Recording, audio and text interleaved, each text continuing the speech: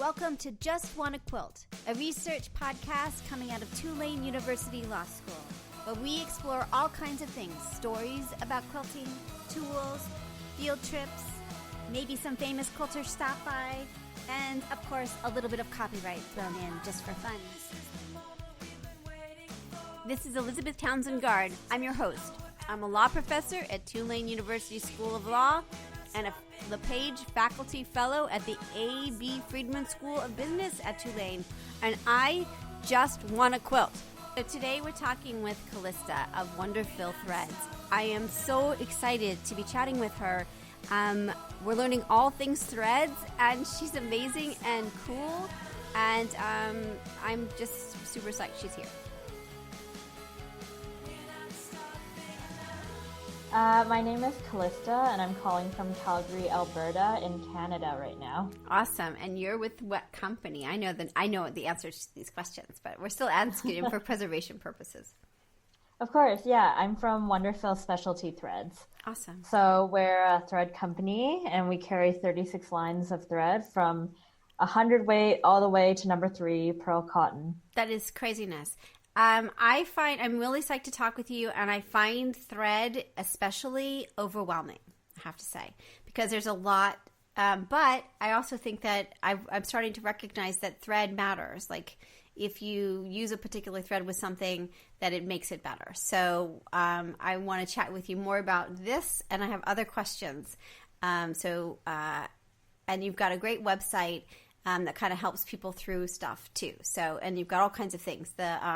What is it called? The Threaducation centers and teachers, and like your company and other thread companies recognize we need education to better understand what thread is and what it does, and how it's different. Is that right? Absolutely. It's kind of like, I think a lot of people are familiar with 40 weight thread and 50 weight thread, and that's kind of like what they usually stay with using. They don't really think too much about weight, but changing just the weight or the material of the thread can really affect the final result of your quilt. It's kind of like when you're painting, you don't just use one shade of red, right? You use light shades of red and dark shades of red, and then you create some dimension. And that's what using different thread weights can do in your quilt as well. Very cool. Okay, so let's go back real quick, because everybody, we ask the same question of everyone, which is, do you have a memory? What's your first memory of someone sewing or quilting in your life? It would actually be my own personal experience, because I actually took sewing lessons when I was in elementary school.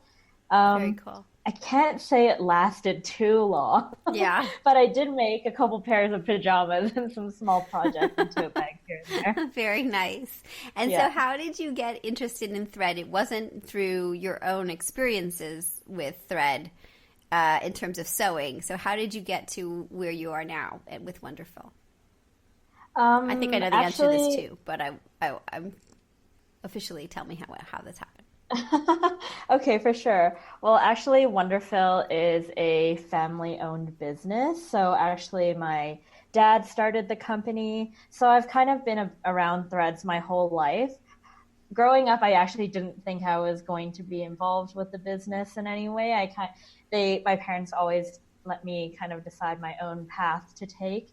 After I came back from university, I wasn't really sure what to do, and I couldn't just stay at home all day doing nothing. So I kind of just like helped around the office. I was kind of like job hunting, and it was like a very natural, like, oh, why don't you just like help out a little bit? And it turned into, okay, I'll like help for a year to get some experience, and then I'll go off on my own. And I said that like 4 years ago or 5 years ago, and I'm still here. So yeah, that's kind of how that happened. What made your dad decide to start a thread company, and when did that begin?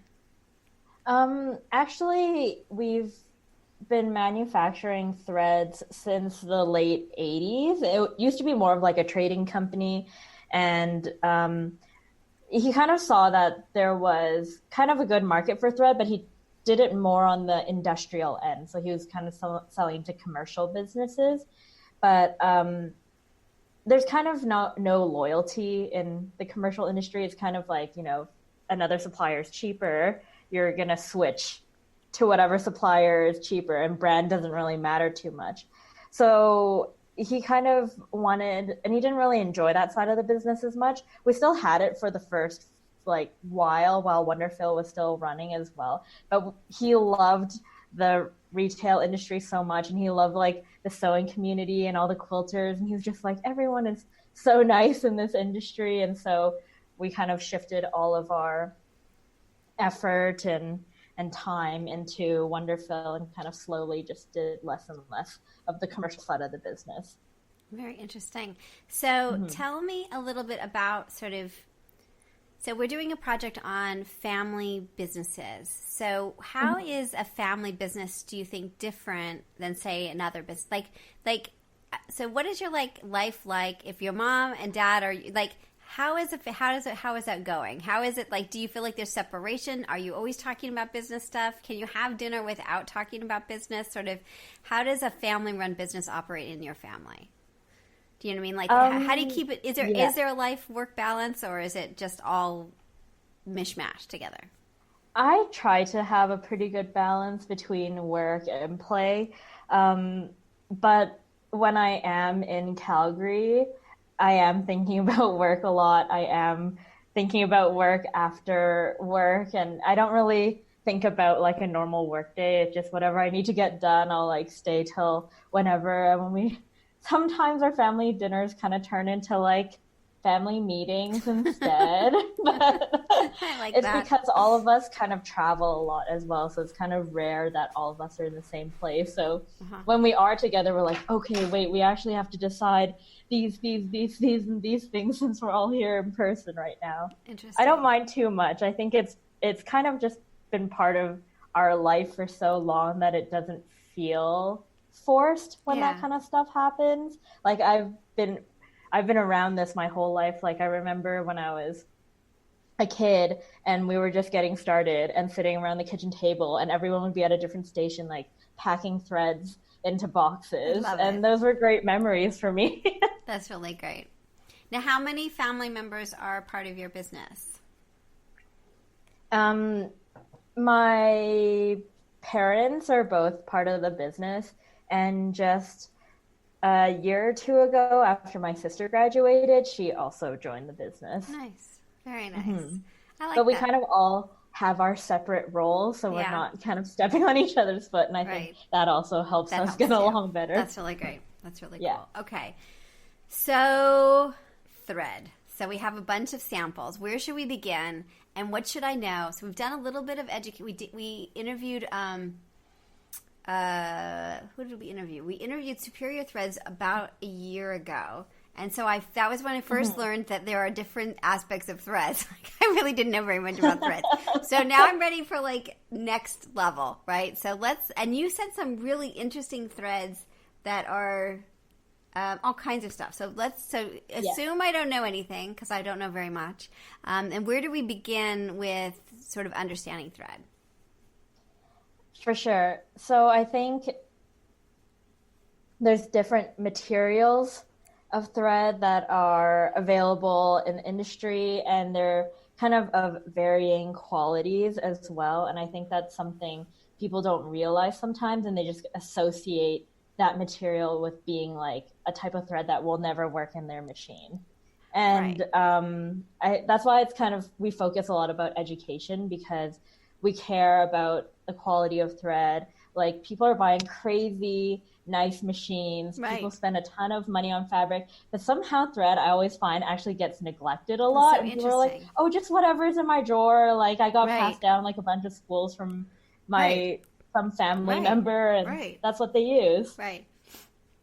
All right. But thread does have like an age to it, so kind of just slowly educating everyone about this kind of stuff is important, because it will affect how much you enjoy making that quilt, because you don't want to be stopping every like five minutes because your thread broke again. Right, exactly. That gets very frustrating and really annoying. So did you say that thread has an age? Can thread get old and you should use older threads? Yeah, thread definitely has like an age to it, and it depends how you store it as well. Like, especially if you keep it in the sun a lot. Uh-huh. And if you live in drier places, some threads can like dry out and be a little like more brittle. And that happens a lot more with metallic thread. Interesting. So you have to be kind of careful with that. And you definitely don't want to be using thread that's too old, because also the quality of thread that was produced 50 years ago is very different from the quality of thread that's produced now. Very And that's interesting. especially true with polyester threads, which is why a lot of time quilters avoid polyester, because they've only heard from their grandmas or their moms that was using polyester of a different quality Right. years ago, that it would tear their fabric or pucker their Right. seams and everything like that. But now we have thread like, for example, the Deco Bob that I sent you, or the Invisifil, which is Right. actually a cottonized polyester. So what we do is we actually treat the thread. So we take out all those kind of like bad concerns that quilters will have where it might shrink or stretch. You can absolutely iron this. It's not going to melt or change the quality of the thread or anything. And we actually took out the shine in it as well. So it's going to blend like a cotton thread. Oh, how interesting. And yeah. And so tell me, let's do something really basic. So Mhm. cotton versus poly. When, like, as you said, people are like kind of freaky about poly. They just like, we're just going to stick with cotton because it's just like easier. So tell me a little bit about a little bit more about that. Like what your thoughts are about that. Does it matter? I think at the end of the day, it's a personal preference. It definitely doesn't matter whether you choose to go with polyester or you choose to go with cotton. Mm-hmm. That it doesn't matter to me, but I do want you to know both options are open, because with cotton, you can't really go too fine. You can really only go up to like 60 weight. That's what we recommend Interesting. before it's not as strong. So that's why we only sell cotton that's like 50 weight, 60 weight, and 12 weight, and then like the hand cottons. So if you want to get up to like finer threads, then you definitely have to use the polys, because then it'll be strong enough to still like hold everything together. Right. So it definitely depends on the type of technique you want to be doing as well. So if you're wanting to do like applique where you don't see the stitches, or if you're doing stitch in the ditch, then you can use the Invisifil, which is the 100 weight. Then you really won't see your stitches. But if you want to only stay with cotton, then you just kind of have to deal with like seeing those stitches a little bit. So at the end of the day, it's your project, so it's your art. It doesn't matter what you choose to go with, but we just recommend what we can recommend, and then it's up to you to decide. Right, exactly. Yeah. Okay, so just in case people don't understand, explain the numbering, because it's counterintuitive, I think, what the numbering is. Yeah. Do you agree? Yes, I absolutely agree, which is why we came up with what we call the Wonderfil sausage theory. We actually have a YouTube video about this as well. So if you ever want to like look it up, we have like a cute like animation. But essentially what the logic is if you imagine you have a pound of meat and you have 10 guests coming over for a barbecue, and then you just kind of picture how thick those sausages are going to be. And then say you have the same pound of meat, and now you're inviting 100 guests over. You're going to have to make those sausages a lot thinner and a lot smaller to feed 100 people with the same quantity. So that's the same with thread. So the lower the number, the thicker the thread, and the higher the number, the thinner the thread. Yeah, very interesting. Okay, I've got one of them here. All right, so this is, which one do we want to start with? Do you want to start with like 100? You want to go thinnest to which way do you want to go? Yeah, we can start from thinnest. Okay. There you go. Okay, so this is the Invisifil 100 poly. So tell me about. Yeah, look at that. That wasn't hard to get off. My goodness, it's very, very, very, very, very skinny. Exactly. It's the finest weight of thread that you're going to be able to find. Wow. It's actually the same weight as silk, but it's a lot more economical. So people that usually come to our booth and look for silk, we recommend them to use Invisifil, and it's got a texture to it, so it's not as slippery to use as well. It comes in 60 colors, and it's great to sew with. Like I said before, you use this thread pretty much when you don't want to see it, kind of hence its name, Invisifil. Right. So you would use it like with hand quilting and applique and other things. A lot of hand quilting and hand piecing, like hand. Definitely, yeah. Like English paper piecing English, is a that's what I'm huge saying. one. Yeah. Hand or machine applique is Yeah. another great one. Stitch in the ditch, it's big for that because even when you pop out of the ditches, you won't see it. So we actually call it stitching in the neighborhood because it won't matter even if you miss the ditch. I like that. It's interesting because I've been doing a ton of EPP lately, and I was just using regular thread, and then I started using, thinner thread, and it made a huge difference. You're right; it totally changed the project. You can't see this. You can't. So I'll have to try now that I didn't want to open them until you came on. So now I will try this because I think I was using 80, but this is like really, really Even thin. finer. Yeah. Yeah. Remarkable. What I love about just changing the type of thread you're using is you don't even have to improve your skill level. You just change the tool and instantly you can see like better results right away. You are totally right because when I was using thicker thread, you could see it and now you really can't. But I haven't tried 100. So tonight will be the 100 test. This is amazing. Now with hand quilting, do you suggest people use the same, like how do you choose which thread color to use? Like, do you keep a neutral color or do you try to match? What are you trying to do with the choice of thread color? Yeah, so Invisifil you can also machine quilt with it as well and long arm quilt. So I actually did a quilt a while ago where I had red, white, peach, gray, black, like all different colors, and I used one spool of thread across the whole quilt, and people, I would be like, go guess which color that is, and they would never be able to guess that I used a light gray. A light gray because it's like so thin that you can't see it. That's really cool.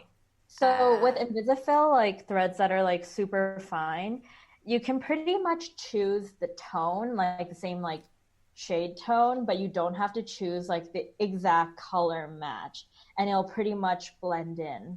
That's really cool. The fabric. Okay, so you don't have to really cool. choose like a bunch of colors. You choose something like that'll work within the range of colors that you have. Yeah. And the color looks really packed on when you just look at the single spool of thread. But when you look at the individual strand, it's so fine that there's like, it's actually very slightly colored. It's not like saturated at all. That's really interesting. So if you were like, so again, if people are listening, so let's say you're like, okay, I use this and I'm like, I now only want to sew with this because it's invisible and it makes everything look awesome. What do you suggest in terms of the other thing? Kind of weird. Okay, I'm nervous about thread. I told you that before. I don't know what colors. Like how many? Like what colors would you tell people? Like how do you stock up on thread so you're not like waiting? You're like, you know what I'm saying? Like what key colors would you get if you were going to get, say, the Invisalign, and what colors would you get so that you had, you know what I'm saying? Like how do you stock up? Yeah. Well, you know what? I always it depends because people are working on a bunch of different projects at once. Yeah. But I start by asking them if they mainly sew with like warm colors or cool colors, and then I ask if they sew with dark colors and light colors. And then I would just suggest like a neutral thread color that works within that range. I'll recommend like kind of like taupier colors if they're working with like a warmer palette. Yeah. And I'll recommend more grays if they're working with a cooler palette. Yeah, that's very cool. And with so that's fun. Okay, I will be using that tonight. So let's go to the 80. Okay, I'm gonna try it. Oh look, I'm gonna try this myself. Okay. Oh, this 80 is a personal favorite of mine. This is so cool. Madison, you're amazing. Madison's prepped us ahead of time. Okay. 80 is what? 80 is definitely a personal favorite of mine. Yeah? Why is 80 a personal favorite of yours? Because I feel like it's very versatile and I use it almost for everything that I do. Really? Yeah, because I actually piece with the 80 weight. You do? Yeah, instead of using a 50 weight, I use the 80 weight to piece. And then do you use 80 weight in the bobbin too? Or what do you do? Absolutely. I use 80 weight top and bottom because actually a lot of people also don't think about how much how much bulk thread adds to your seams. Right. So by switching out 50 weight top and bottom to 80 weight top and bottom, you're almost cutting like half the amount of thread that you're putting into your seams. Yeah. So it's going to be a lot easier to achieve like flatter seams and kind of stay within your seam allowance and everything like that. Very cool. Okay, I'll try that. 80. I don't think I've been using 80 for seams, but I think I will try that now. Okay. Yeah, another thing you can do with using a finer thread is you can actually drop your stitch length down. So when you stitch with the 80, you can actually reduce your stitch length. And what that'll do is it'll actually give you a tighter seam, and it will give you more accuracy when you're piecing. Wow. So especially if you're doing things like curves, right? A stitch is like a straight line. And so if you have like big stitches and you're doing a curve, it's kind of going to look more jaggedy. Right. The smaller your straight lines are going to be, the more smooth your curve is going to look. Totally love that. That's really awesome. Okay. Very cool. Okay, now we're getting to the big, thick one. No, I'm just kidding. 50. We're now at 50. Which does look 50. Bigger. Now it just looks like, used to look regular. Now it looks like, right? Also, one thing to mention also is when you're stitching with the 80 weight, the poly, you don't have any lint. Oh. You don't have any lint. So that's also one of the perks. That's really awesome. And then, okay, so we got 50, which is the confetti. Confetti, so, yeah. So tell me about confetti, and it's cotton. This is 50 cotton. That's right. So the confetti and the spaghetti, those are both 100% long staple Egyptian cotton. And we actually, I think one thing that sets us apart as well as a thread company is we're the manufacturer. So we manufacture the threads. We kind of come up with the inception of like which new thread lines to bring out into the market, and everything is done very purposefully. So with our Egyptian cotton, my dad actually goes to Egypt to source the cotton himself. Amazing. And to make sure that it's like the right, because every year apparently the crops are different. So some years the grows are better than others, and he'll make sure he finds like the best one to make our threads with. And so with the cotton as well, we don't put any adhesives or glaze over top of the thread, because sometimes you'll find that with cotton threads, and you'll be able to feel it too. If you just like run your finger down some of the cotton threads, if your fingers feel like a little bit tacky after, then you know there might be like a little bit of glaze on it. And that's a very common thing to do in the industry to keep the lint down on the thread. Interesting. Very interesting. Yeah. So what happens when you have threads that are like that run through your machine, there is a chance that it could like kind of slowly like scrape off a little bit inside, and then it can gunk up your machine. Like people know, like they get like the build up inside, and you still get left with the lint. So that it's almost like, why did we put this on top and like cause all this, and it doesn't get rid of the lint anyway. So what we do is we actually double gas all our cotton thread. So what that means is we actually burn off the lint twice. So we go in the first time and burn off 80% of the lint, and then we go in a second time and burn off another 80% of what was remaining. Very interesting. And where is this where are you manufacturing once you get the cotton, where does it go next from Egypt? So we actually have our own facilities in China. And what we do is we actually have a sourcing office as well. So we are controlling like all the materials that come in and watching the process from start to finish. So I hope people don't associate a product being made in China with something bad, because we actually put a lot of care into the product. So we get like our metallic materials from Japan and our rayons from Japan and our polyester from Germany, and the Egyptian cotton from Egypt, and then we spin them and dye them. We do all the packaging in-house as well, and then we distribute directly. So we're very like vertically integrated and watching the process the whole way through to ensure you're getting the best quality thread that we can provide. Yeah. I love it. That's very cool. All right, so 50 is one that people know. 50 and 60, you said before, are kind of the standard. So tell us a little bit about 50 weight thread, and why is it such a standard? Why are 50 and 60 so standard that people mostly use? Because actually, pretty much it's just the most common weight of thread that's available, and it blends enough and it hides enough that I think people are just satisfied with how it is, and it's strong enough to make most things. Yeah. So you don't really have to think too much, especially if you're just starting off. That's what everyone would recommend, and that's what everyone kind of like sticks with after that too. Got it. Yeah. Interesting. Right. So and a lot of machines out of the box are programmed to use a 50 weight thread, and a lot of times people are afraid to like mess with their tension and stuff like that. Interesting. And so a lot of times people stick with 50 and 60, but learning to adjust the tension, I think, is a part of the sewing experience. Like people shouldn't be afraid to do that. Your machines should be allowed to use everything from like a 12 weight all the way to 100 through the needle. So you should play around, and those $1,000 machines shouldn't break so easily. Right.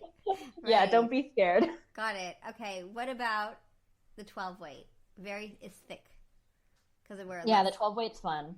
And I see a lot of people using 12 weight thread a lot in the last year or two. Yeah, it's great for hand quilting. It's really smooth for that. Yeah. And it can also run through your machine as well. So you can get like really bold stitches if you just want to emphasize like a certain area of your quilt, or do a bold stitch on like the handles of a bag or something. It looks great for that. It just adds that pop of color. Can you use it in a long arm, or is it too? Absolutely. You can. That would be very cool. You really could do amazing stuff.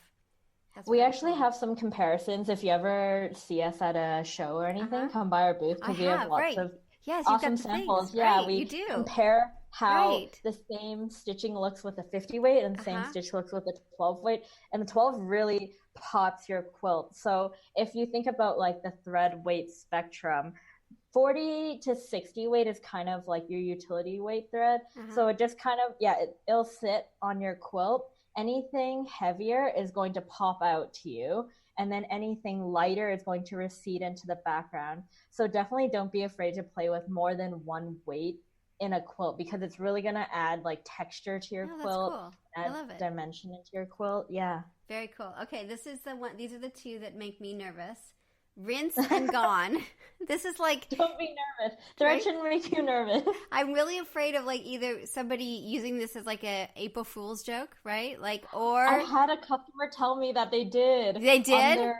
On their grandson, because her grandson did something, and so she made swim trunks for him with a rinse and gone. That's terrible. That is terrible. Oh my goodness. So tell me about rinse and gone, and when would you use it? And tell me more about sort of what it is. Okay, so rinse and gone is a wash away thread. So you pretty much, both rinse and gone and iron infuse are kind of like temporary threads that just like hold something in place. They're not meant for like permanently securing something down. So rinse and gone is wash away. So you can use it for kind of like basting or just kind of temporarily holding something down. And if you just wet a toothbrush and scrub it away, it takes as little effort as that to get rid of the thread. That's amazing. That's amazing. And then iron infuse. Tell me what I do with iron infuse. So iron infuse is a heat fusible thread. So you kind of wind that onto your bobbin, and then whatever you sew with it, the bottom will become sticky once you iron it down. So it'll temporarily hold something in place. So it's kind of like using like a fusible, but instead you can use thread. So you can actually amazing. Do people use this in a like machine embroidery? Do you use it for machine embroidery for? I have a lot of people that actually use it for like applique. Like they turn over the edges and stitch it down, and then they iron it onto their fabric, so it'll hold in place. The top thread will come off, and then they can applique it a lot easier. All right, that's insanely cool. That's really cool. And then it will stick.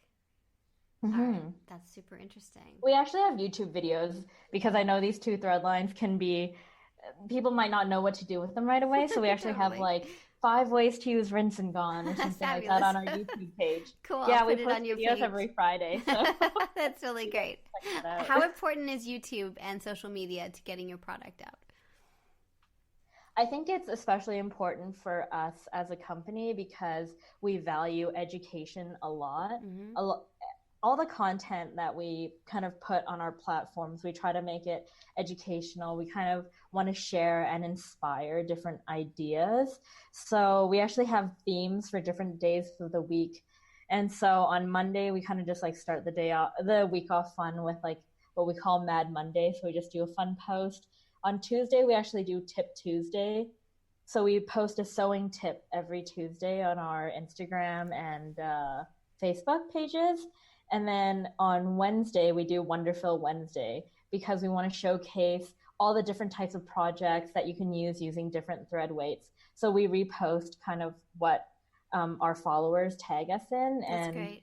yeah, we love sharing everyone's projects. And on Thursday, we do Thread Thursday where we share kind of more information about a certain thread line. And then we end the week off with another fun note that we just do Fun Friday. And then we also post our YouTube video, which is On sometimes a Friday. tutorial, sometimes Right. informative. We switch it up. How far in advance are you getting? Like, how hard? Like, social media is very time intensive. It's just a lot, and it Yes. happens constantly, and you're posting every day. And like, how do you strategizing about all of that? How far in advance are you ahead of? And then you're traveling, and there's like a lot. There's just a lot. So how do you handle that part of the sort of logistics of social media?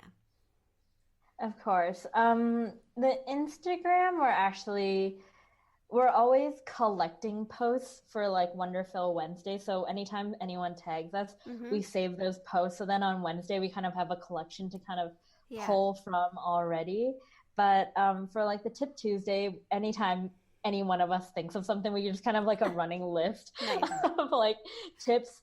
But for Monday and Friday, those are kind of more like on the fly. We'll find something, a Mm-hmm. photo that we've taken around the office usually, Yeah. or one of a picture of a sample that we have in our Mm-hmm. office, and we kind of have a stash of those photos already. So Right. we kind of post that stuff. The planning mainly is for YouTube because that takes a lot more time because we have to write our scripts, we have to film the video, then we have Right. to edit the video and post it. Yeah. So it's kind of like a month or maybe like 3 to 4 weeks start to finish. Like it's not like every day, but 3 weeks ahead of time, we'll start writing the script. We'll have our calendar of which videos we're going to post already. And Mm-hmm. we're usually about 3 to 4 weeks out ahead of schedule Yeah. for videos. So in case anything comes up or a video takes longer to edit or we Right. can't film on certain days, then we have kind of that Interesting. buffer. Very Mm-hmm. interesting. All right, so I want to know more about the Thread Education Centers. Tell me what they are and sort of how to understand. They're not everywhere, but you have a good amount of them in different places. So, but not in Louisiana. We totally need one in Louisiana. So tell me about the Thread Education Centers. Sure. So the third education centers are usually kind of near one of our offices. So that's kind of how they're selected. There are some that aren't. But it's kind of just like a place where classes go on, you learn about threads. It's just kind of like a workshop studio area. Got So it. like the one we have in Calgary, we open it up a couple of days of the week and people can come in and sew, and we have all our threads open so they can use whatever they want on their Experience machines it. or for their projects, yeah, and experience it. But one thing I definitely want to talk about as well is we actually have something called boutiques as well, Yeah. Wonderfil boutiques. Tell us about that. Yeah, so these are kind of stores around the US, and you'll see there's a lot more of Uh-huh. these. There's about 40 or so that are kind of like scattered around. And these are stores that carry 11 different thread lines of ours. Wow. Yeah, so they have a quite a wide variety. And what we do is we actually go into these stores and we put on events every store gets about 7 events and we'll focus on different thread lines. So we bring in one of our thread educators that's very knowledgeable. You can do like a techniques class. Sometimes they'll have extra project classes as well. And we kind of focus on different thread lines every time that we come in and do that. So if there's a boutique near you, you should look it up and see if there's any events. That's very cool. So going on. If there's a store owner or someone listening, sort of how do you become a boutique shop, and how much of an investment is it to become? Like, how hard is it? Like, is it a big hurdle to become, because of the 11 lines and all of that? It sounds like it's hard. Is it hard to become a boutique shop? No, we actually work really closely with everyone to make it not too much of a financial burden to become a boutique owner. And what's great about this program is we provide so much support. Once a year, we actually just finished a training 2 weeks ago in our head office in Calgary. Once a year, we bring in kind of like store owners or some of their staff, and we actually train them for 2 days in Calgary and like go through all our different thread lines and show them all these samples and what they can do for their stores. Very cool. So there's a lot of different perks with this program. And at the end of the day, it's all about support, which is why we provide these events, go down to these stores and kind of educate their customers. Very cool. Among other things. Those are just kind of like the bigger points. Interesting. Super interesting. Wow, this is a lot. There's a lot going on. You've got a lot going on. It's a lot, right? Yeah, quite a bit. It keeps us busy. It keeps you busy. So interesting. How much of your business is in the U.S. versus Canada versus around the world? Do you feel like, is it even, like, where is quilting happening, and sort of, have you seen a shift? Sort of, how do we understand, like, your business and quilting in general with the thread stuff?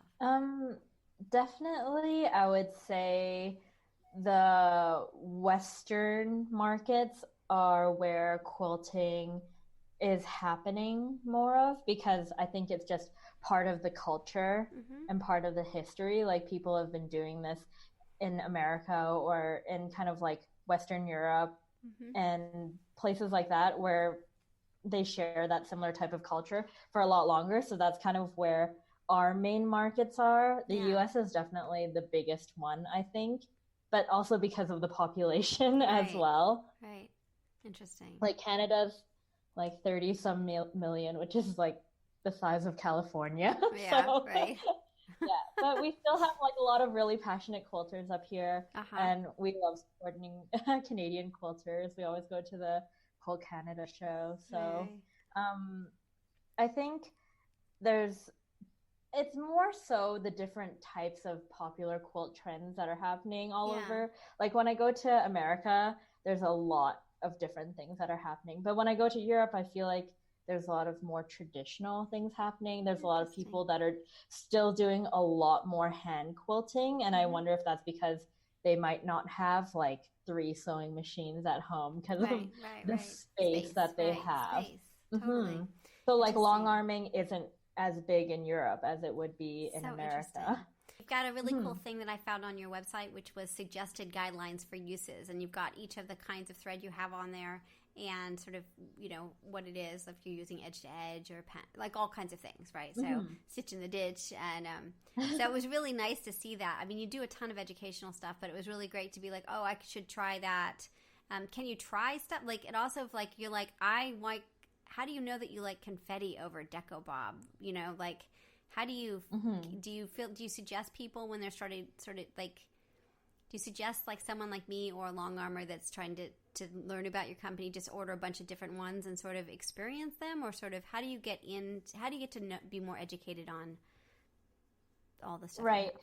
For sure. Like, definitely we're not here to sell everyone like 36 different kinds of threads, because that's probably not what you need. Right. We ask a lot of questions to kind of narrow down the type of work you're doing, and to make sure that we're actually recommending threads you're going to be able to use that are actually going to help your business. And it's not just kind of like extra things that we're just trying to make you use or buy. A lot of the times I would recommend people try one or two weights that they haven't used before, because then they can actually experiment a little bit and see how that affects how their quilting will look. I think it's important to, I mean, if you've already used a lot of 50 weight, then maybe I'm not pushing you to buy our 50 weight because maybe you have one that you like. But I'm like, hey, but have you thought about 80 weight? Right. And then I'll maybe suggest you use Deco Bob instead and see how you like that. And maybe if you like that, then you'll end up switching to our 50 weight. Like, we're really kind of like open. I don't like being pushy. Like, if you prefer something more than the other, I'm not going to force you to like you must. But I want to like open people's minds up. I like that. But you'll work with people to help them figure it out. So that I really like that part too. So the names like confetti. Is confetti always 50 weight? Does the name tell you the weight as well? 50 weight. And Deco Bob is always 80. The name is always linked to only one type of thread. That's really great. So it'll so you're not trying to. Okay, cool. Okay, I have to get back to my questions because I got excited about that.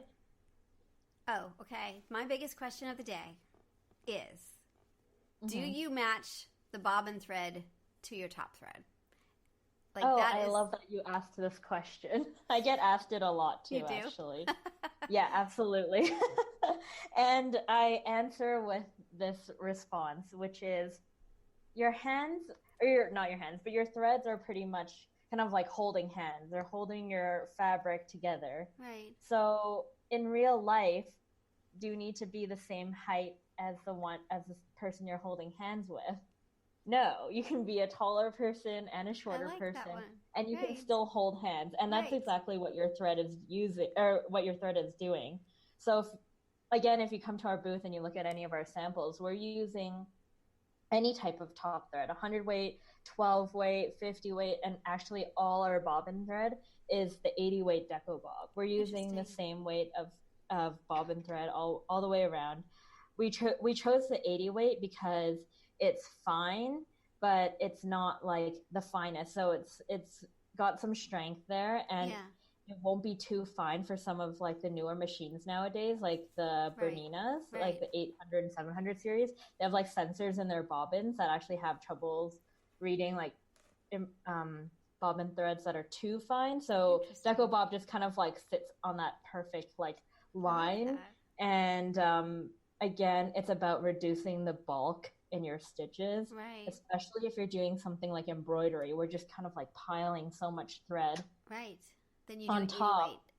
Then you use the 80 on the bottom, and it's going to immediately make your design a lot softer, because a lot of people don't realize a lot of your thread consumption, about 25 to 30% of every stitch formed, that percentage is coming from your bobbin.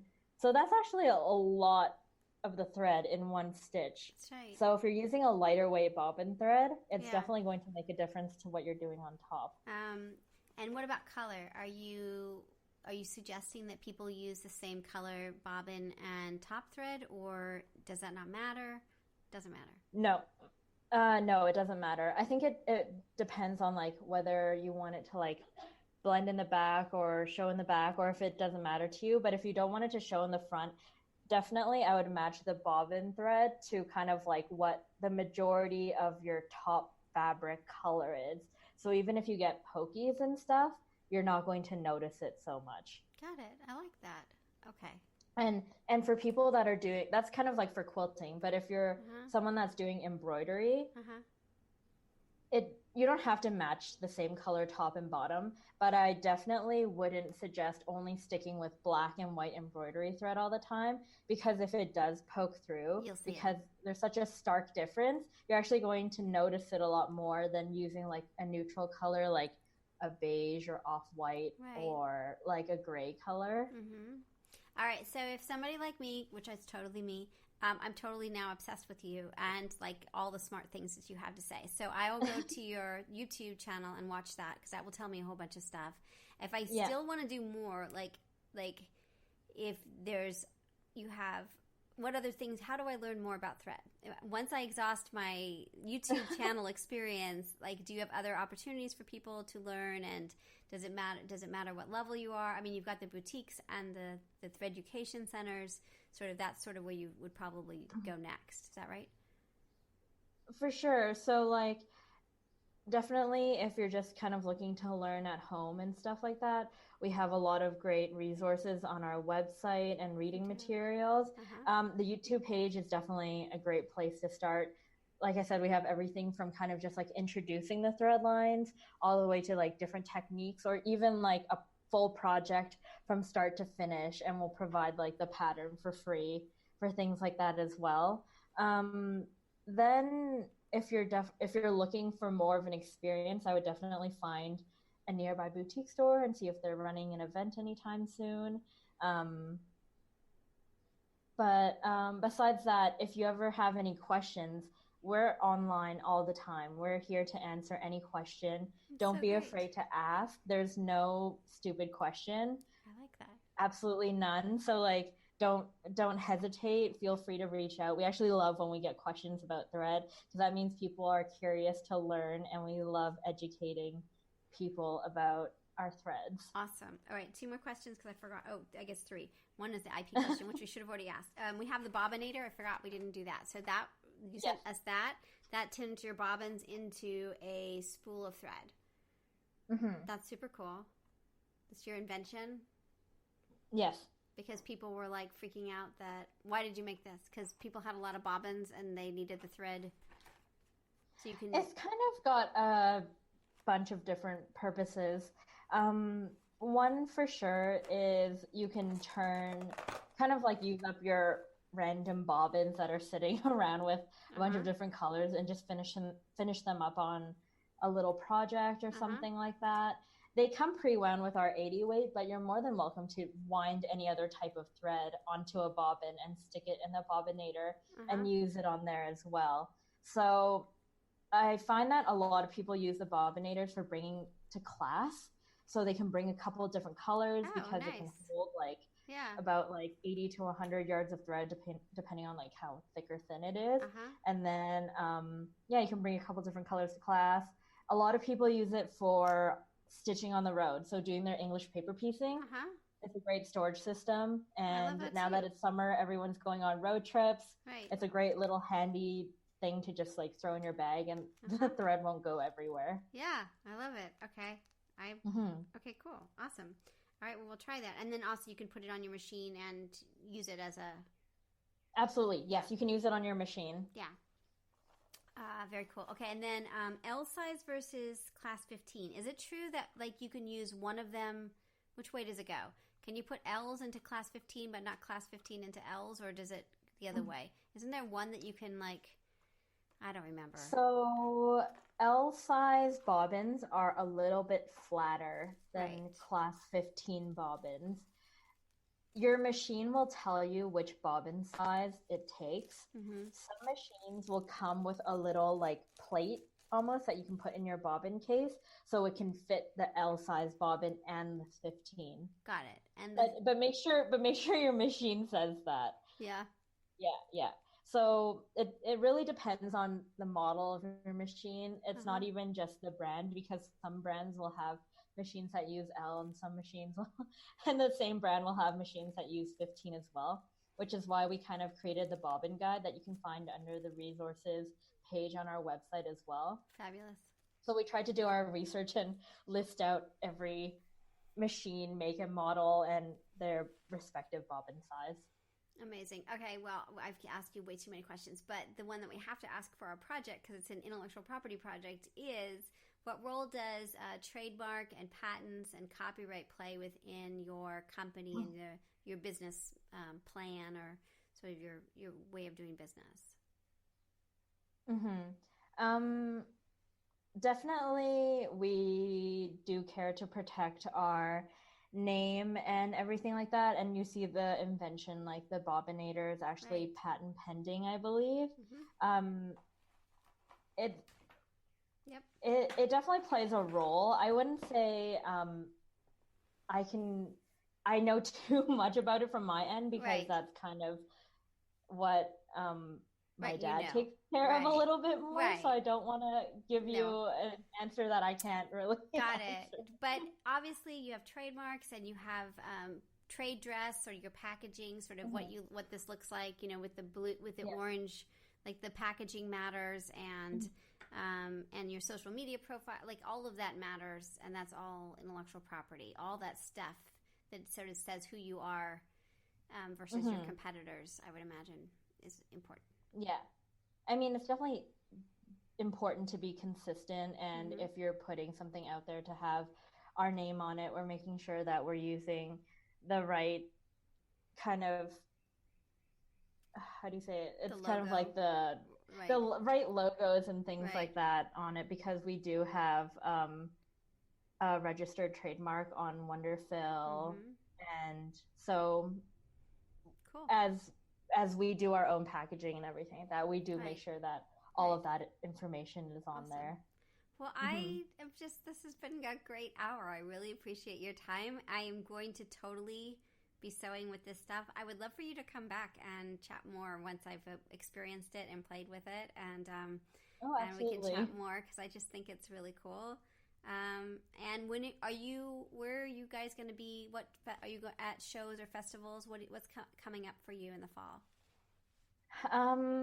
The next month we're going to be at Genome Institute and Baby Lock Tech, kind of more on the wholesale side of the business. But we're actually thread sponsors for AQS as well. So coming up in September, they're celebrating their 35th anniversary. We're going to be going down to Paducah, and I think they're having the Cake Boss guy do the world's largest quilt cake. That's great. And I think we get like a little spool nice. on the cake. I like that. That's really great. Yeah, that's for great. Sure. And then we're actually going to be in Brazil next week. Wow. Wonderfil Brazil is starting. Very cool. And we'll be in Europe next month, in France as well, or in September. And then, of course, we'll be at Houston. Hey, at Houston, I'll be there. Well, I'll come by and say hi. It would that's be great. awesome. Yeah, that would be great. I would love to play, and I'm sure do many more things. Well, this is really great. I am so sewing tonight with all these threads. I'm really psyched that we chatted. It was in the back. You sent this a while back, and we had some time. We had some scheduling like things, but it just sat sitting there. And I'm like, it took everything not to open it, because I really did want to talk to you before I used them. So now I'm so going to be sewing with these. I can't wait. I'm excited. It's very fun. Yeah. And I'll see you in Houston. I'd love to talk again. Thanks for having me. All right, fabulous. Take care. So you've been listening to Just Wanna Quilt, a research podcast coming out of Tulane University Law School. And I'm Elizabeth Townsend Gard. If you like this podcast, keep listening. Also, we have a Facebook group. Come join us. We talk about a lot of things. We also have an Instagram account. And of course, most importantly, I really hope you get a chance to quilt today.